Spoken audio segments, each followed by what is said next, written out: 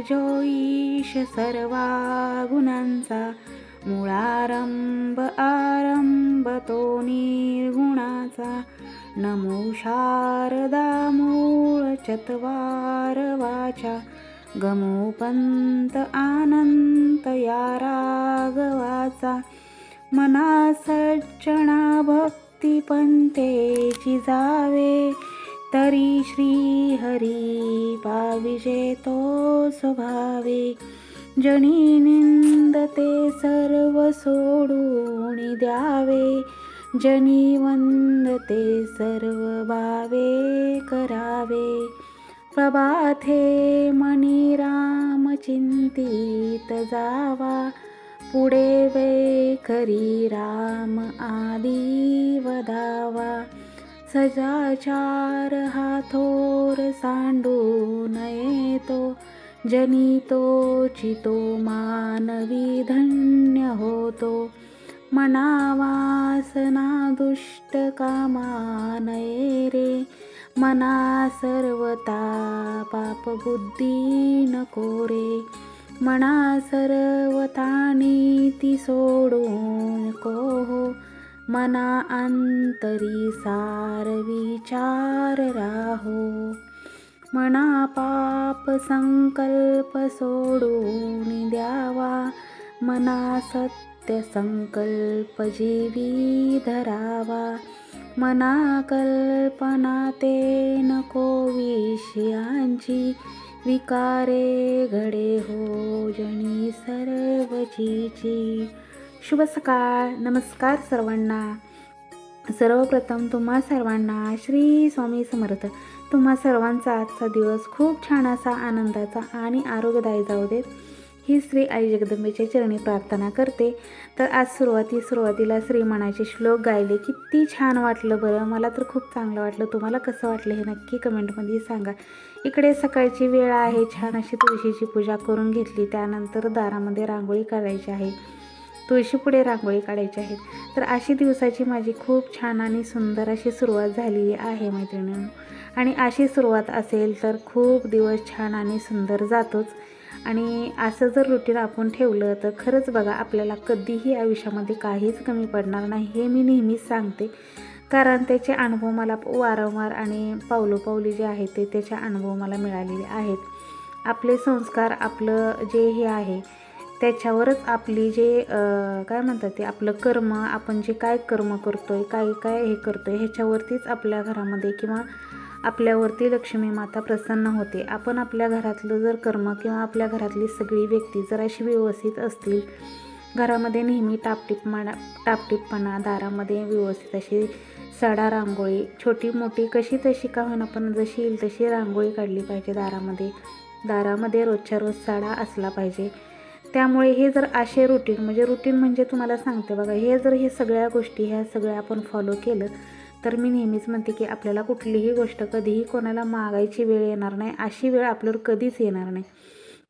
म्हणून नेहमी आपण बायकांनी तरी कमीत कमी घरातल्या व्यवस्थित असं टापटीपपणा ठेवला पाहिजे आपल्या स्वतःच्या सगळ्याच गोष्टीमध्ये. म्हणजे जसं की आपलं राहणीमान असो किंवा आपलं नित्यकर्म असो किंवा आपल्या घरामध्ये टापटीपपणा असो. खूप असा टापटीपपणा नाही म्हटलं होत नाही प्रत्येकालाच, पण जेवढा होईल तेवढा टापटीपपणा हा गरजेचा आहे.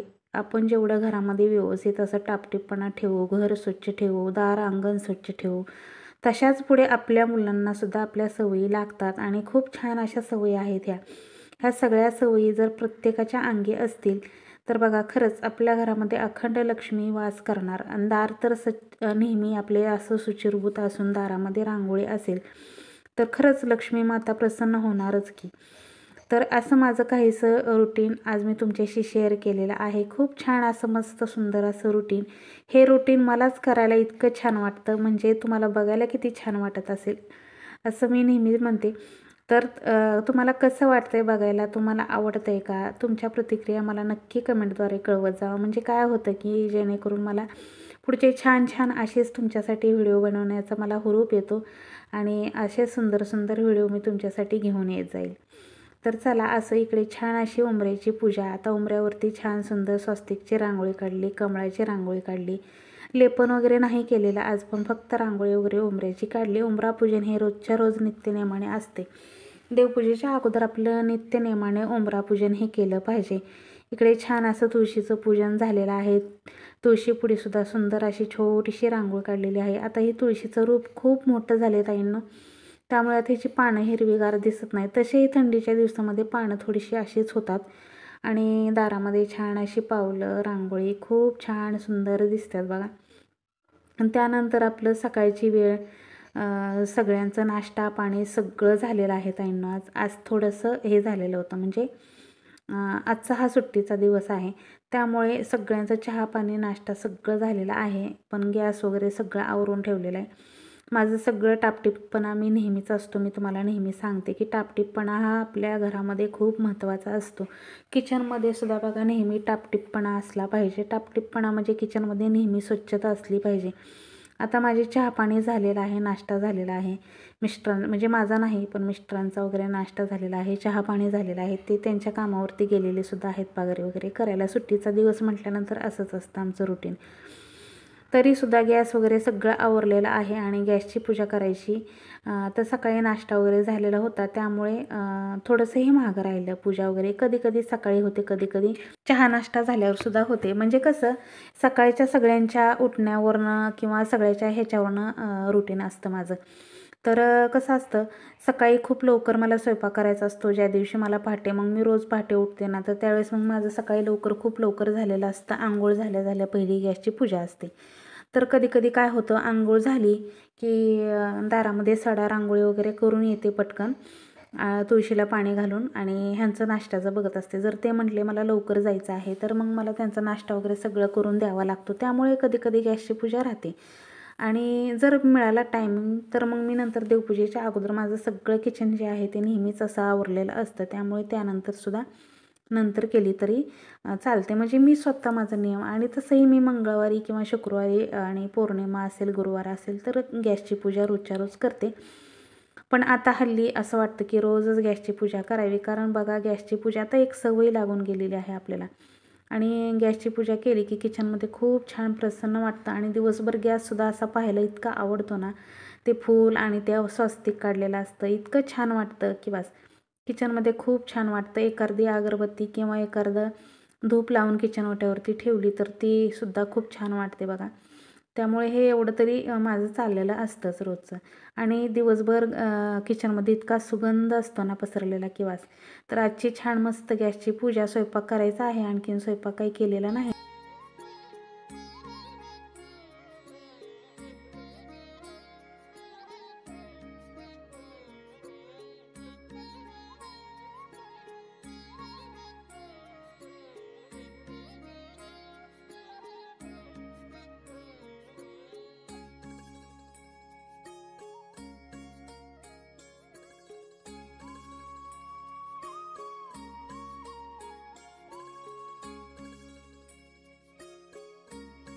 आता बघा, जर आपल्या किचनमध्ये गॅसची जर अशी रोज पूजा केलेली असेल, तर अन्नपूर्णा का बरं आपल्यावरती प्रसन्न राहणार नाही.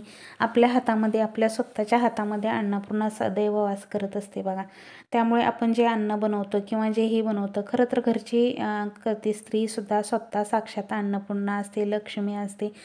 तिच्या कर्तृत्वामध्येच ह्या सगळ्या ज्या देव्या आहेत त्या बसलेल्या असतात. त्यामुळे आपण स्वतःच कसं असलं पाहिजे हे लक्षात ठेवा. आपण रोज घरामध्ये कसं वावरतो, आपल्या घरामध्ये आपला वावर कसा आहे, स्वच्छता कशी आहे, टापटीपणा कसा आहे, आपलं नित्यकर्म कसं आहे, ह्या सगळ्यावरच आपल्या घरामध्ये लक्ष्मी, साक्षात लक्ष्मी, माता सरस्वती सगळ्या ज्या आहेत त्या अन्नपूर्णा वास करत असतात. त्यामुळे आपण आपल्या घरामध्ये, आपणच आपल्या घरातली लक्ष्मी, सरस्वती, माता अन्नपूर्णा जी आहे ते आपण असतो. त्यामुळे आपण असं असलं पाहिजे बघा. इकडे सकाळची गॅसची पूजा करून झाली, त्यानंतर मग मटकी होती रात्री भिजत घातलेली, तर ती मटकी जी आहे ती व्यवस्थित तिला मोड येण्यासाठी आता ठेवून देते. आणि आता काही नाही, हिला फक्त छान अशी कोमट पाण्यामध्ये रात्रभर भिजत ठेवली होती. आणि ती मटकी स्वच्छ अशी 2-3 पाण्याने धुवून घेतली आता. आणि त्यानंतर आता ही पूर्ण झाकून ठेवायची. पॅक म्हणजे काहीच करायचं नाही, ह्याला थोडंसं पाणी निथळू द्यायचं आणि त्यानंतर एका ताटाने पॅक अशी झाकून ठेवायची. बांधायची गरज नाही, काही नाही, फक्त झाकून ठेवली. ह्या चाळणीमध्ये इतके छान मोड येतात. मी तुम्हाला उद्या दाखवेन सुद्धा मोड कशा पद्धतीनं आलेले आहेत मटकीला. त्यानंतर गॅसची वगैरे पूजा केली आणि माझं नेहमीचं जे रुटीन आहे तेच मी तुमच्याशी शेअर करते.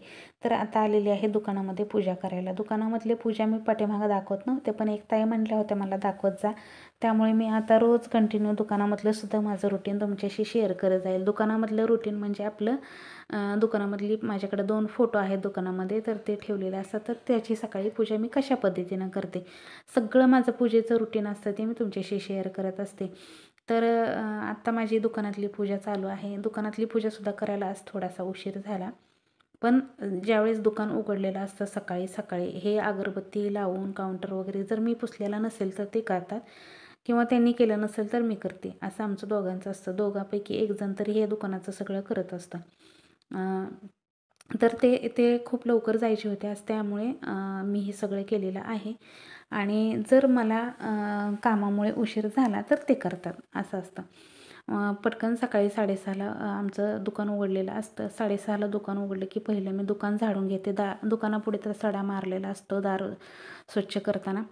त्यावेळेस 6:30ला मी करेक्ट दुकान उघडते. 6:30 पावणे 7 कधी होतात, पण 6:30ला उघडतेच.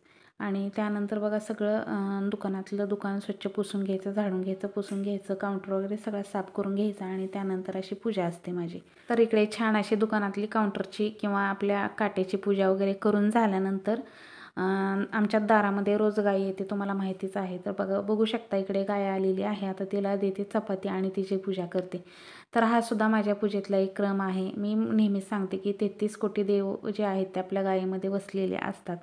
त्यामुळे गायीची आपल्याला पूजा ही नित्यनेमाने नाही करता आली तर कधीतरी का होईना आपण गायीची पूजा करावी, ज्यावेळेस तुम्हाला दिसेल किंवा काय. आता ह्या गायी आमच्याकडे इथं नेहमी चरत असतात. इथं गोशाळा आहे त्यामुळे गायी भरपूर आहेत इथं.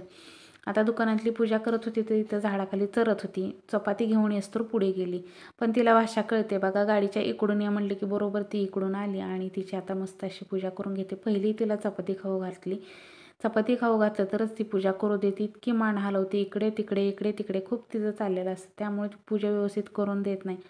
त्यामुळे पहिलं आधी तिला हे करायचं, तिची पूजा वगैरे करायची आणि मग त्यानंतर मस्त असं तिचं दर्शन घ्यायचं. तर बघा आपण नित्यकर्मामध्ये आपल्याला गायीची पूजा ही खरंच खूप म्हणजे खूप भाग्याची गोष्ट आहे. रोज गायीची पूजा करता येणं म्हणजे.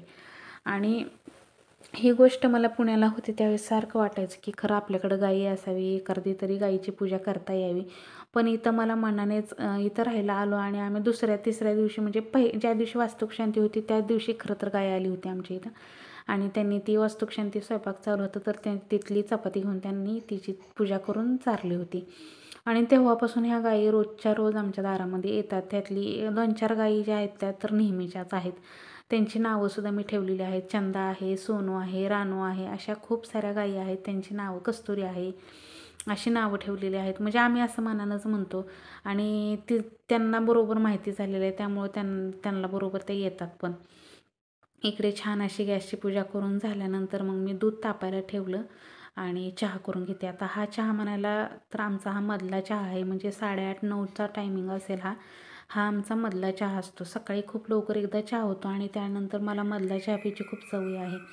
मधला चहा पिऊन घेते आणि त्यानंतर मग बाकीचं राहिलेलं काम असतं माझं. तर आज थोडासा लेट झाला आहे म्हणून, नाहीतर बाकीची कामं माझी बऱ्याच वेळेस असं की उरकलेली असतात ह्या टायमिंगपर्यंत. तर एवढ्या सगळ्या पूजा करून झाल्यानंतर घेतलेली आहे आता हॉलमधली फरशी पुसायला, कारण हॉलमधली फरशी पुसायची राहिली. किचनमधली हॉलमधली फरशी पुसायची राहिलेली आहे आज. सकाळी सकाळी रोज इतक्या लवकर फरशी असते पुसलेली, पण आज थोडीशी पाठीमागे ठेवली होती कारण मला हे सोप्यावरचं सगळं व्यवस्थित असं क्लिनिंग करायचं होतं. ते सगळं क्लिनिंग केलं. मी क्लिनिंग केलेलं तुम्हाला दाखवलं नाही ताईनं. खिडक्या वगैरे सगळ्या साफ केल्या, पण काय होतं व्हिडिओ खूप मोठा होतो. बेडशीट वगैरे बदलायचं होतं. इथलं सगळं आवराआवरी केलं आणि त्यानंतर फरशा पुसून घेतल्या. म्हणजे हे सकाळी झालं की परत मग दिवसभर राहून जातं आणि मग कोण आलं गेलं की ते चांगलं नाही वाटत. मग पसारा दिसतो. मग हे सगळं क्लिनिंग केलं बघा. आता टिपवाय वगैरे सगळ्या क्लीन केल्या. सगळे खिडक्यांचे मार्बल वगैरे सगळे पुसून घेतले आणि त्यानंतर फरशी पुसायला घेतली, म्हणजे लादी पुसायला घेतली. एकदा लादी पुसली की दिवसभर स्वच्छ राहते. घरामध्ये कोणाची आवक जावक नसते, त्यामुळे दिवसभर असं टवटवीत घर राहतं.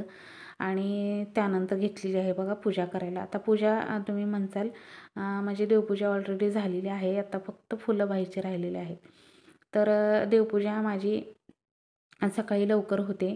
प्रत्येकालाच माहीत आहे देवपूजा माझी खूप लवकर होते. पण कसं फुलं नव्हती त्यामुळे देवपूजा आज थोडीशी पाठीमागं ठेवली. फुलं आल्यानंतर मग मी देवपूजा वगैरे करून घेतली. देवांना गंध वगैरे लावून सगळं झालेलं आहे.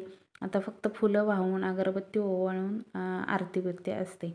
म्हणजे पूजेचा क्रम जो आहे तो माझा नेहमी असाच असतो. फरशा पुसल्यानंतर मग माझी लादी पुसून झाल्यानंतर माझी देवपूजा रोजची असते. पण कधी-कधी थोडंसं पाठीमागं इकडे-तिकडे होऊ शकतं. उठायला उशीर झाल्यावर तर थोडीशी माझी देवपूजा उशिराच असते. पण सकाळी लवकर उठले तर पहिले माझं नित्यकर्म जे आहे ते दारामध्ये सडा रांगोळी आणि त्यानंतर तुळशीची पूजा, उंबऱ्याची पूजा आणि पहिली देवपूजा असते. तर काय होतं कधी-कधी एखाद्या दिवशी मागं-पुढं पण होतं. मग हे असं होतं नाश्ता पाणी असेल, मध्येच ह्यांना लवकर जायचं असेल तर त्यांचं आधी आवरून द्यावं लागतं. त्यानंतर मला देवपूजा करावी लागते. असं होतं कधी-कधी आणि सुट्टीच्या दिवशी तर होतंच होतं बरं का. सुट्टीचा दिवस म्हणजे खूप मज्जाच असते बघा. सुट्टीचा दिवस म्हणजे आपण थोडासा कंटाळा करतो उठण्यासाठी आणि त्यामुळे आपलं एखादं काम थोडंसं पाठीमागं राहू शकतं. असं होतं आणि काय वाटतं की सुट्टी तर आहे, डबा तर लवकर करायचा नाही, थोडंसं झोपूया, अर्धा तास झोपूया असं होतं. आणि तसंही पहाटे जरा थोडंसं गोडच वाटतं झोपायला, कारण पहाटेची थोडीशी थंडी असते आणि रात्रभर झोपूनसुद्धा पहाटे असं वाटतं की थोडंसं झोपावं. पण नाही झोपून जमत, कारण कंटाळा केला की तशाच सवयी घाणेरड्या लागतात उशीरपर्यंत झोपायच्या. एक दिवस झोपलं की रोज झोपावं वाटतं. त्यामुळे नाही, सकाळी पहाटे 4:30ला उठायचं आणि 5-6 वाजेपर्यंत आपलं हे सगळं आवरायचं असं ठरलेलं असतं.